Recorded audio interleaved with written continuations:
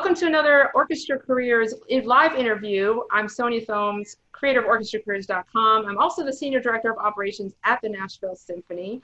I'm joined today by our content creator for Orchestra Careers, Brianna Owens, who is a rising senior at MTSU and hopes to work for an orchestra one day. And our very special guest is Enrico Lopez-Yanez, and he is the Principal Pops Conductor at the Nashville Symphony, one of my favorite colleagues. He is also a composer, arranger, producer, among many other things. So without further ado, welcome Enrico to our interview today. Thank you so much, Sonia. I really appreciate you inviting me. Well, we'll dive right in because there's a lot to your story that we want to share. So from the beginning, what role did music play in your family growing up? Music was really at the core of everything we did and even the genesis of our family. I mean, my parents met in grad school. My dad was an opera singer and my mom was studying piano. She was a pianist who ended up being paired as his accompanist when they were in school. So, they met because they were sort of, forced to almost in a certain way and brought together. And little by little, my dad would sing competitions and my mom would have to go accompany him. And then over time, he started making up fake competitions that they'd have to get together for so that he could spend more time with her. And that one thing led to the other, and eventually they got married. And my dad actually won the Lauren Zachary competition, which is a big competition for vocalists out of LA, which took him on a sort of European audition tour where he got to audition for a bunch of different opera companies, primarily in Germany. And he won and was very successful with many of those to get contracts. So he and my mom relocated to Germany. And I was born at a time when they were living in Germany. So the first few years of my life were spent in Germany before we then moved back to the United States. And really my upbringing and child care all took place in the opera house.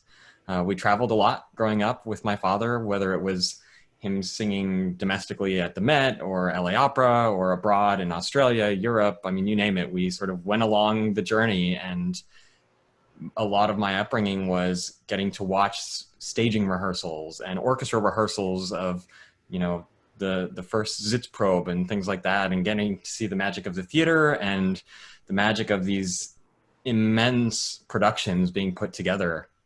So for me, I mean, it has always been something that's been at the core of what I grew up knowing and what both of my parents did, and seemed like a very logical pathway then for me to pursue. I mean, my mom was my first piano teacher and sort of forced me to practice all the time. And despite not liking it, I stuck with it for a while until I was able to convince her that, for fifth grade band, she'd give me permission to do a different instrument so that I could escape having my mom as my teacher. And that was sort of the beginning of my musical path. Wow, that brings so many pictures to mind with just you backstage and in the wings. And so I guess, did you always know you wanted to go and pursue music as a career, or was there like a point then once you started in band? What was it? Is there a moment, or was it just a given? I think for me, it was a given that I wanted to be involved in the arts and perform in some way. I mean, like many kids, I had moments where there were other interests and other things I enjoyed doing. There was a short period where I thought maybe I would be a magician when I was towards the end of elementary school. I loved performing magic. And every year I would, ask that my parents take me to Las Vegas because we lived in California so that we could see some of the great magicians, David Copperfield, Siegfried and Roy, Lance Burton. And I always asked for magic tricks for my birthdays. And then eventually it turned into I wanted to be a rock star. And so I learned drums and I formed a rock band. And then I started DJing and I wanted to do that. And it was always sort of related to the arts, oftentimes tangentially to music, but definitely performing was at the core of that. And then music was just always there alongside that and seemed eventually like the most logical way to express myself because it was what I was doing since the time I was a child. I grew up in a musical family, and while it wasn't until I was 13, I was like, I'm going to be the first female principal oboist of the Chicago Symphony, and I don't know why I can't do that right now. I can play all the notes. I really literally thought that I could just do it then. But I felt like singular focus on my path. I was going to music school. So the next step for you was music school, right? I mean, college. Where did you go for college? Yeah, so I went to UCLA first, where I was pursuing degrees in trumpet performance, and I did an undergrad and a master's there before then making the switch to conducting, at which point I went to the University of Maryland on the East Coast to study conducting. What was that like? So now we're talking, I mean, that's like 6 years of college, or 8 years total, if you add in all the degrees, yeah. So, I mean, that's a long time now. So, okay, so we got to dive a little bit deeper. I mean, so in undergrad as a trumpeter, what made you kind of start to think about the switch to conductor? You know, what's funny is that the trumpet, though I always enjoyed playing it, I loved the diversity of the type of repertoire you could perform on the trumpet. And I think that's one of the things that drew me to it originally is you could play Baroque and play piccolo trumpet and Handel's works, or you could be in the jazz band, or you could play mariachi tunes. Or, I mean, there was just such diversity of repertoire available to the instrument. But there always felt like there was something between me and the music making, which was the physical instrument itself, which is ironic because, of course, now there is absolutely nothing that I myself produce in terms of sound as a conductor, but I feel much more connected to the music and much more able to express myself on the podium than I ever felt with the trumpet. And so I think I started to get a hint of that in undergrad. But to be honest, by the time, though I was taking, you know, every conducting course that was available to undergrad students at the time, whether it was wind ensemble conducting or choral conducting, by the time I got to my junior and then eventually senior year and said, yeah, actually, this would be a great thing to pursue, I hadn't realized that I didn't have audition material and videotape footage of myself conducting ensembles to actually be a candidate for a grad program in it. So my teacher at the time was very kind and generous in offering me the opportunity to stay on at UCLA and pursue a master's in trumpet on paper, but really focus my outside energies on all the conducting stuff. So I was able to work with the brass ensemble and conduct them in the concerts. I paired and partnered up with the opera and assisted on any productions I could help out with.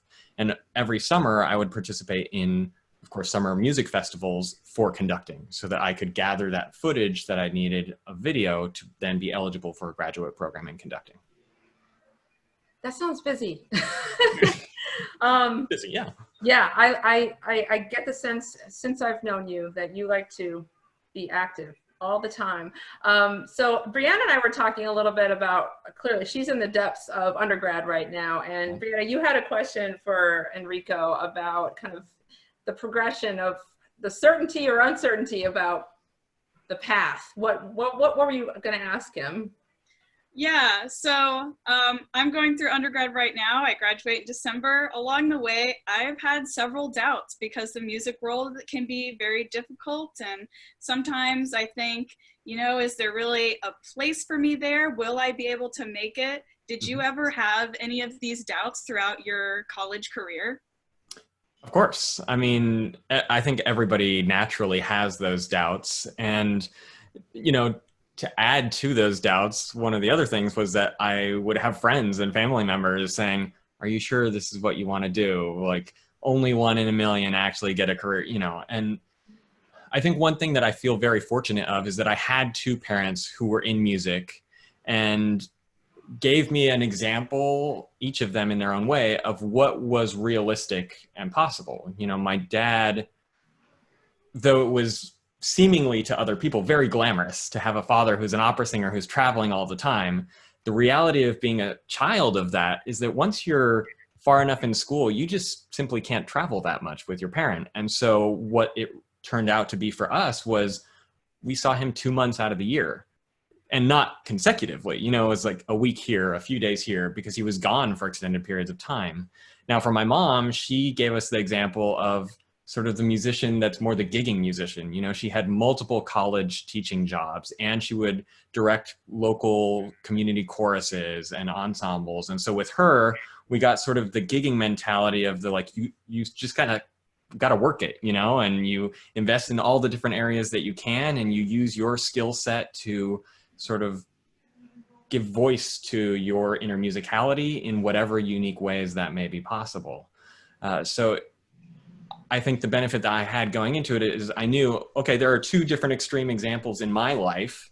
And I know what the ups and downs of that career looks like, but there was something still calling to me saying, this is where you should be. And so whatever those downs in particular may be, the ups were sufficient to drive me to want to continue to pursue it. And, you know, I have so many friends who are lawyers or doctors, and some of them are very deeply unhappy with what they do on a daily basis. And as hard as what we may think we do is in terms of the emotional toll, I mean, at the end of the day, we got into something that we love to do.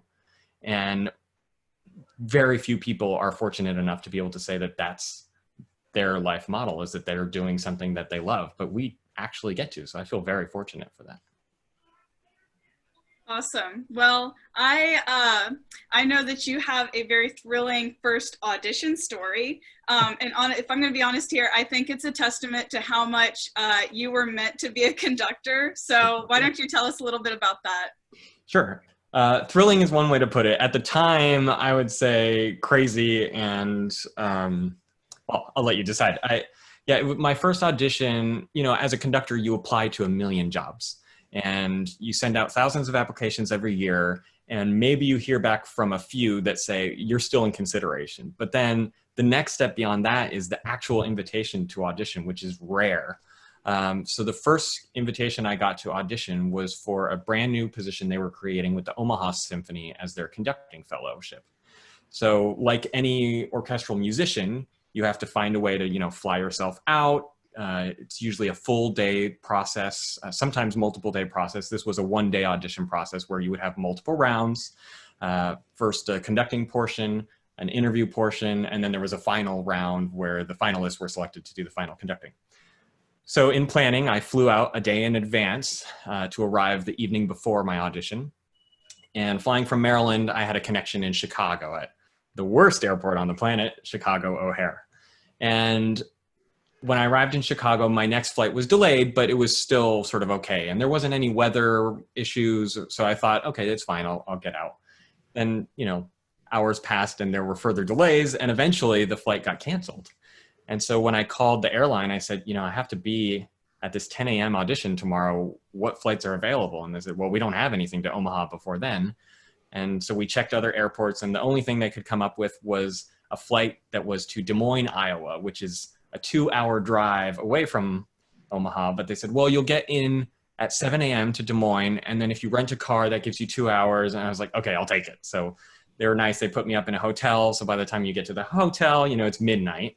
And I lay down to go to sleep, and about a half an hour later, I get an automated call from the airline again saying, your call or your flight to Des Moines, Iowa has been canceled, and you've automatically been rebooked on the next day's flight. So I call the airline, and of course at that point there are no flights to anywhere within the driving distance of Omaha.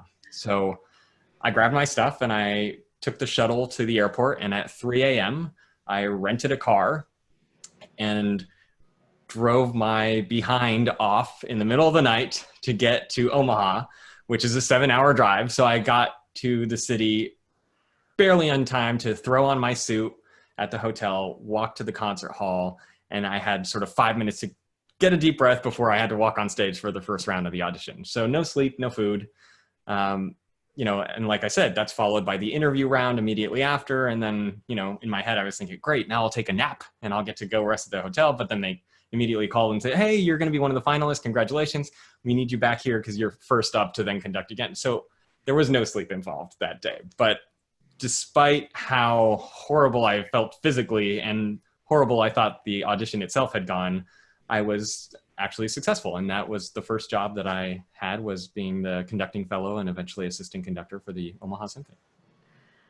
I'm trying to take deep breaths right now, just imagining like the speeding down whatever cornfield. Oh yes, many cornfield bordered interstate you were on. Okay, so I like to dive a little bit deeper into, this is your first job now, and I remember my first job incredibly vividly. And it was almost like I just needed to anchor myself in a couple different ways because I didn't know what the heck I was doing. Yeah, of course. So what were some of those like anchors, or what was your kind of guiding principles within those like first, 3-6 months in Omaha? Now that you're a professional now, you've done it, you made it. Yeah, well, it's interesting because I think we all come to the realization when we get to that first job that as effective and great as your school may be, it doesn't really fully prepare you for what the job actually is. For a conductor, we get prepared as if one day we're going to become the music director of the Berlin Philharmonic. So it's, here's all the repertoire, here's all the history. Let's work on the skills you need on the podium, the physicality of it. But no one talks to you about, well, what do you do as an assistant conductor? That's the first step. How do you cover conduct for somebody? How do you, prepare a education program and design it in an effective way for kids and audiences? And so that's the stuff that you have to pick up really quickly when you're on the job and learn from any advice and any source that you can get. Now, I was lucky in that for Omaha, for example, they had a great education program in place and great productions that they were producing at the time. So I was sort of thrown into these productions and already had a great model from which to grow upon. The other benefit was that since the first year I was there, it started off as a conducting fellowship.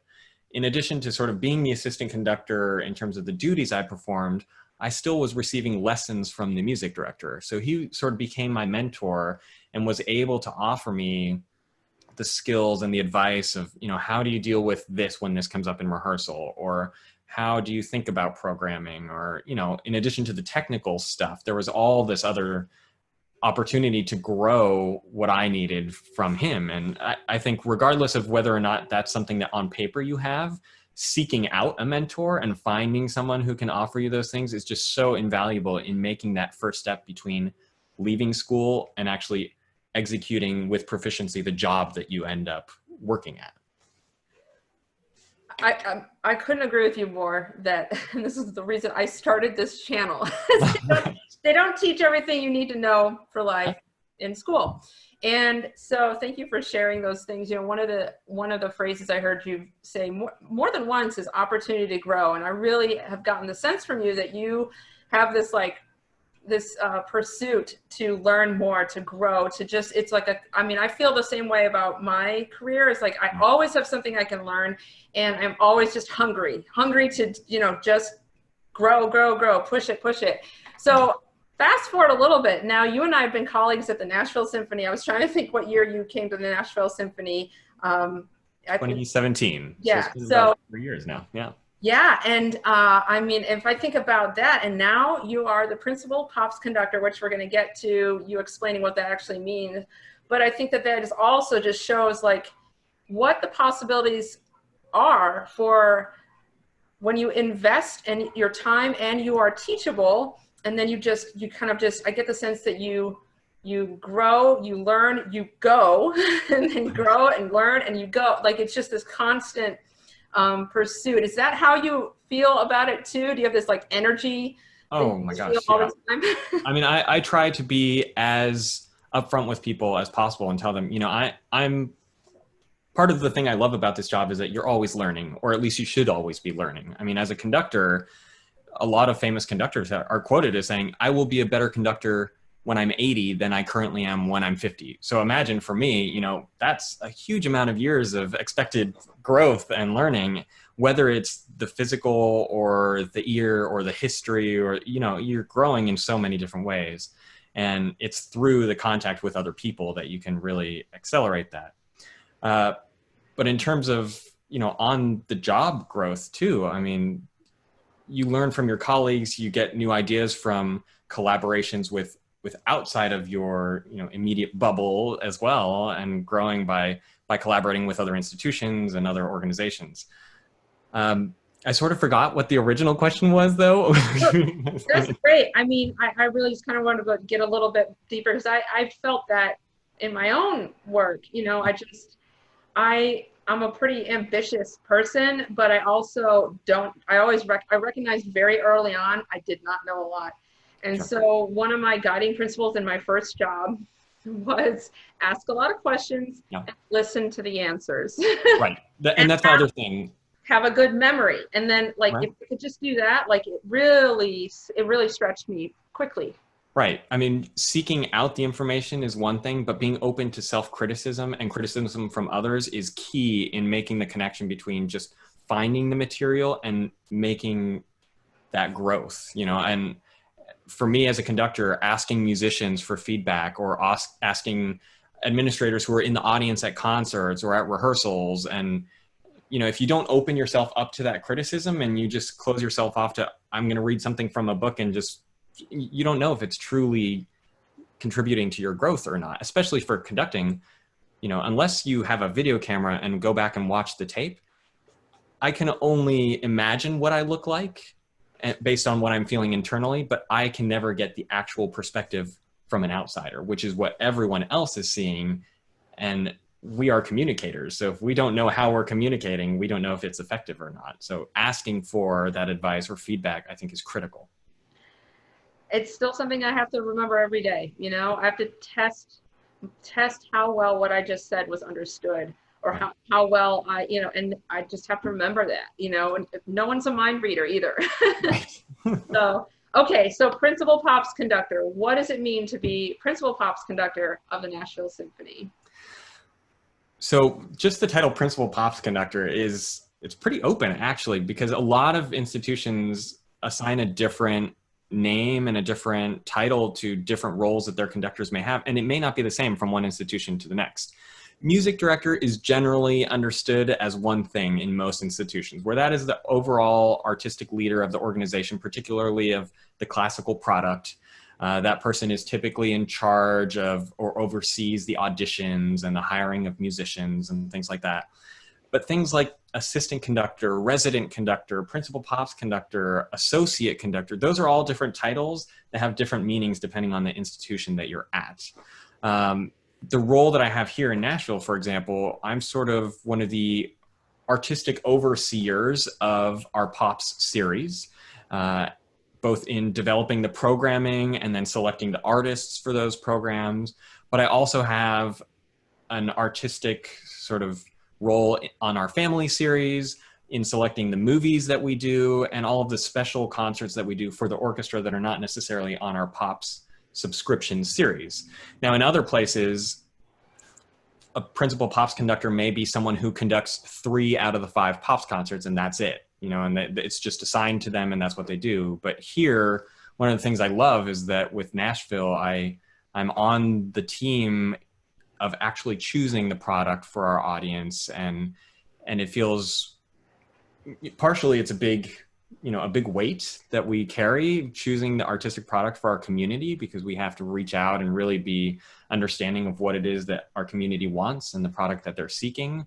But it's also very fun to get to engage in that work and try to find things that both our audience already knows and that we already know they'll love, and then ways in which they might grow their musical interests and expand the things they love, and also bring in new communities into what we're doing at the symphony that maybe haven't yet been reached by our product. Well, and in my introduction, because I saw it on your website, you're a composer, arranger, producer, we already established conductor, right, musician. And so what are some of the ways that you've been able to bring all those parts together? Has it, I mean, I know personally, like within the Pops realm, but also the family programming realm. Can you talk a little bit about now all those parts and how you've been able to utilize them together? Sure. I mean, from the arranging and composition standpoint, is fairly straightforward in that, you know, on our Christmas show or previous family concerts, I've written some original compositions, or I've arranged some compositions for some of the shows that we've produced so far. Some of the ones that have unfortunately been canceled during the recent turmoil, like our Disco Fever show, is a show that I wrote all the 20 arrangements for. And for our past Christmas show, I've had, you know, some of my compositions there. In terms of producing things for the family series, in addition to the musical side, there's also the scripting and the casting of the productions that we've done. So all of the shows that we have here in the Nashville Symphony are ones that I've written or created typically from scratch. The repertoire is often standard repertoire. But all of the themes and the storyline and the plots and the actors and how they interact, that's all from scratch. And partially that's because of my sort of theatrical upbringing, seeing the operas and being involved with my dad, but also in analyzing the existing products that are out on the market currently, I saw a need for the sort of more theatrical, more engaging, more interactive version of family and education concerts that oftentimes is not the case for those products. Yeah, I think the word that comes to mind with the things you've been talking about is effective, you know, effectively programming for your community. And what that means, I think that actually has a great, I mean, you can't be effective without being relevant, and you can't be relevant without asking questions and listening to the answers. So I'm sensing a theme here. That's right. That, you know, we're not accomplishing any of this stuff on our own. We're maybe a driver for it, right? But I think that that's the exciting part for me, and my world is backstage.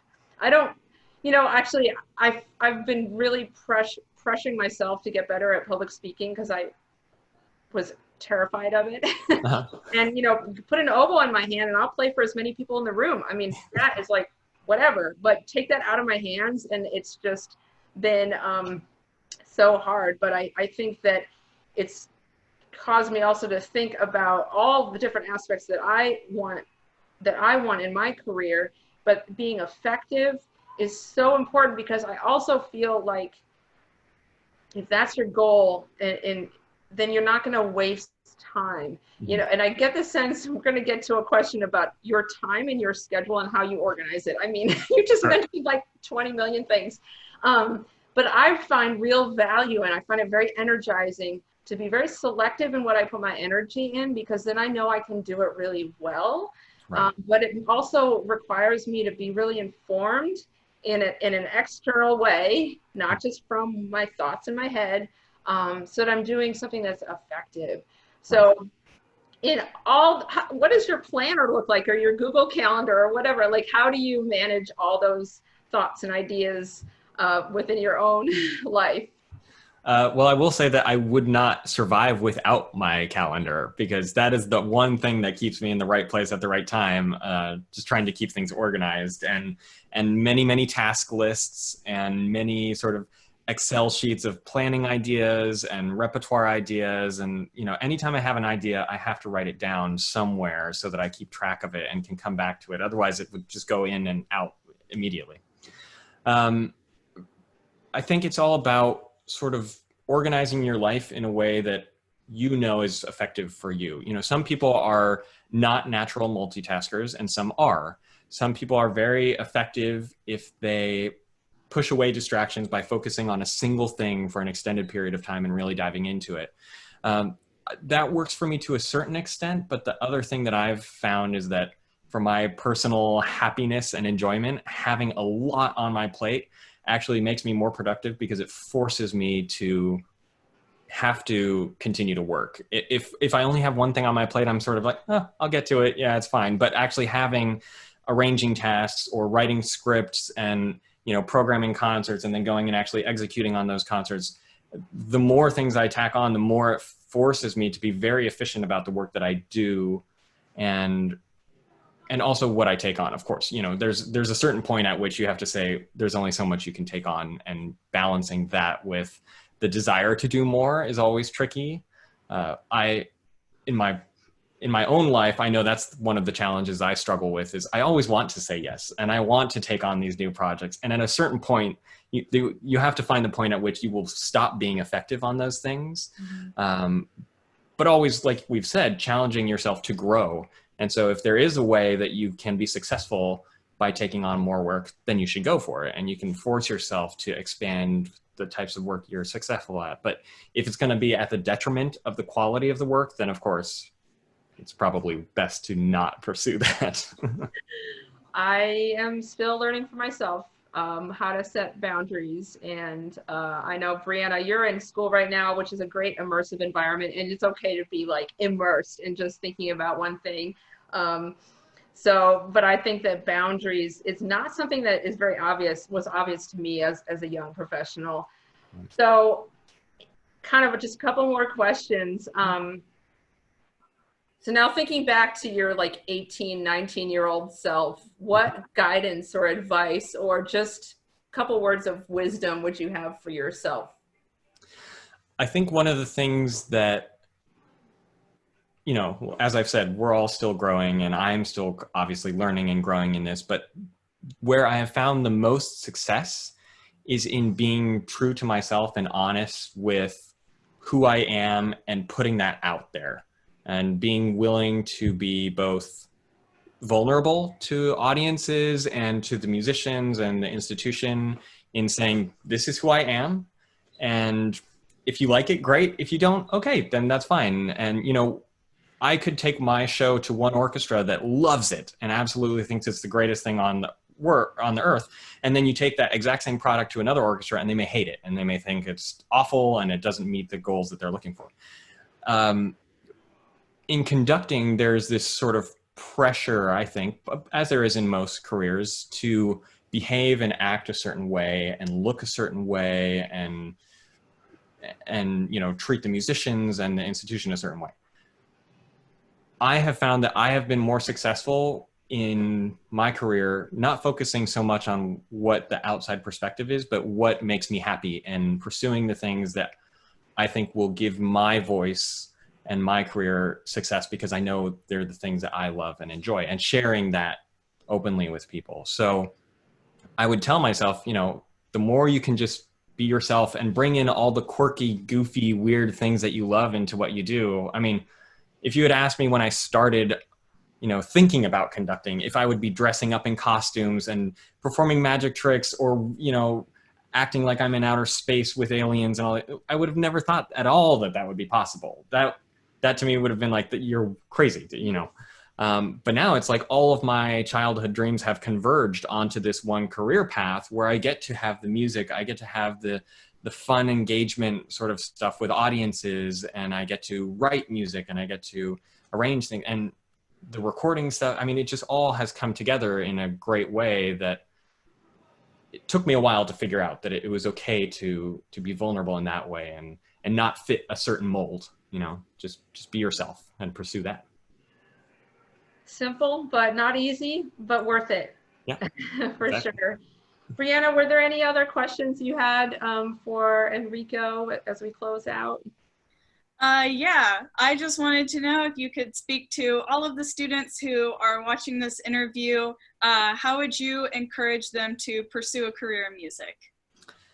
I'd say one of the big things is to put yourself out there, but also not just in terms of the action of doing music, but really seek help. You know, it's okay to ask for help, ask for guidance, ask for suggestions. And I mean, if it were not for all the mentors that I've had along the way, I would not be where I am today. And finding people who are there to support you and answer your questions is one of the key ways to make it in any industry and in any field. And you know, most people will say yes. Most people will gladly offer you, you know, a phone call or an email of some quick advice, and others will gladly offer you more, you know, sit in on my rehearsals or come observe me doing this job, or, you know, things like that. And most often those are the people who themselves had the mentors growing up that led them to where they are. So they want to pay it forward. You know, Sonia, I mean, this whole project obviously is a huge way to pay forward to the community, which is beautiful and so caring of you. And it's probably because you had some people who contributed to your life and now you want to pay it forward. And that's what we do as conductors. And if we take on students or offer advice, and I always put it out there, you know, I'm like, please email me, write me. I'm on social media, you know, here, and reach out to me. And I'm happy to help because I know my teachers and my mentors did that for me. And so we all grow by helping one another and supporting one another. Good words. And I couldn't agree more that